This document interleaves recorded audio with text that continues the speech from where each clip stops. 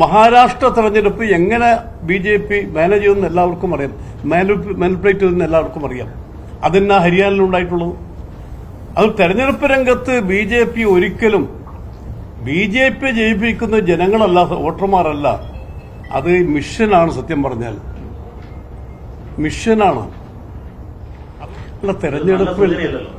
തെരഞ്ഞെടുപ്പിൽ ജയിക്കുകയും തോൽക്കുകയും സ്വാഭാവിക.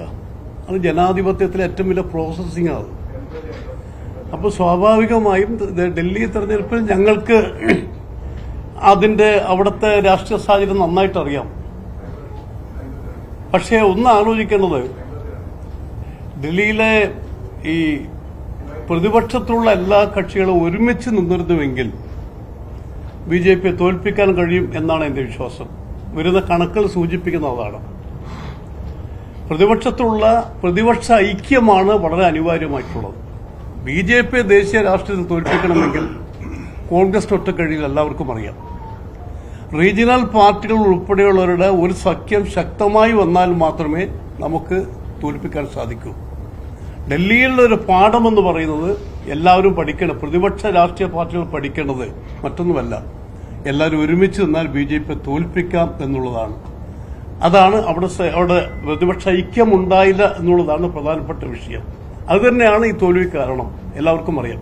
പിന്നെ ബി.ജെ.പി. ഉപയോഗിക്കുന്ന മാർഗം എല്ലാവർക്കും അറിയാം. ബി.ജെ.പി. ഹരിയാനയിലും അതുപോലെ തന്നെ മഹാരാഷ്ട്രയിലും സ്വീകരിച്ച മാർഗം എന്താ?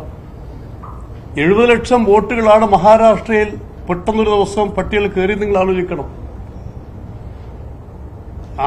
വിഷയം, ഒരു ബിൽഡിംഗിന്റെ പുറത്ത് നമ്പറിൽ 7000 പേരെ വോട്ടർമാരാക്കി ആലോചിക്കണം. അതാണ് ലോക്സഭയിൽ രാഹുൽ ഗാന്ധി ഉന്നയിച്ച ചോദ്യം. ഒരു കെട്ടിടത്തിന്റെ പുറത്ത് 7000 വോട്ടർമാരുണ്ടായെങ്കിൽ ഇപ്പൊ മഹാരാഷ്ട്ര തെരഞ്ഞെടുപ്പ് എങ്ങനെ ബി.ജെ.പി. മാനേജ് ചെയ്യുമെന്ന് എല്ലാവർക്കും അറിയാം, മാനിപ്പുലേറ്റ് ചെയ്യുമെന്ന് എല്ലാവർക്കും അറിയാം. അതെന്നാ ഹരിയാനയിലുണ്ടായിട്ടുള്ളത്. അത് തെരഞ്ഞെടുപ്പ് രംഗത്ത് ബി.ജെ.പി. ഒരിക്കലും ബി.ജെ.പി. ജയിപ്പിക്കുന്ന ജനങ്ങളല്ല, വോട്ടർമാരല്ല. അത് മിഷനാണ്. സത്യം പറഞ്ഞാൽ മിഷനാണ്. അതുകൊണ്ട് ഈ തെരഞ്ഞെടുപ്പിൽ നിന്ന് ഞങ്ങൾക്ക് ഒരു എന്താ പറയാ, ഈ തോൽവി കൊണ്ട് കോൺഗ്രസിന്റെ എല്ലാം തകർന്ന് ഒരിക്കലും ആർക്കും പറയാൻ കഴിയില്ല. കാരണം കോൺഗ്രസിന്റെ ഒരു വലിയ ചരിത്രമുണ്ട്.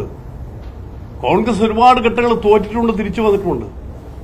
അതുകൊണ്ട് ഞങ്ങൾ കോൺഗ്രസ് രാഷ്ട്രീയ പാർട്ടി എന്ന നിലക്ക് ശക്തമായ പ്രതിപക്ഷ ഐക്യം ഉണ്ടാക്കിക്കൊണ്ട് ജനാധിപത്യ മതേതര സഖ്യം ഇന്ത്യയിൽ ഉണ്ടാക്കാൻ വേണ്ടി ശക്തമായ നീക്കം ആരംഭിക്കും എന്നാണ് എനിക്ക് സൂചിപ്പിക്കാറുള്ളത്.